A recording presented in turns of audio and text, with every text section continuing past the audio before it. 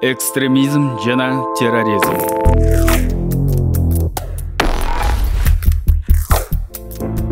Ар кандай маданияттарга жана көз караштарга толгон биздин дүйнөдө ар дайым алардын чындыгын башкалардан жогору койгондор болот.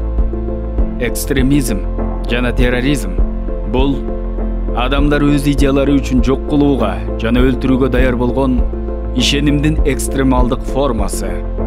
Экстремизм башка көз караштарды четке каккан радикалдуу идеялардан башталат. Бирок сөздөр иш аракетке айланганда бул террорго айланат. Террористтер курмандыктарын улуту же дини боюнча тандашпайт. Алар бейгүнөө адамдарга кол салышат. Өз ишеними бар адамдардын бардыгы эле экстремист эмес экендигин унутпоо керек. Бирок эгерде идеялар жек көрүүчүлүктү жана зомбулукту жайылтса, анда алар коом үчүн кооптуу болуп калат.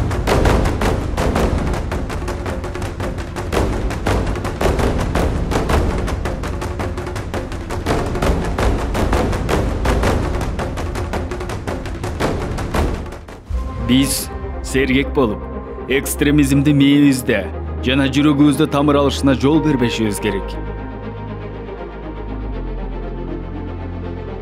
Биригүү, түшүнүү жана диалог. Бул экстремизм жана терроризм коркунучуна биздин жообубуз.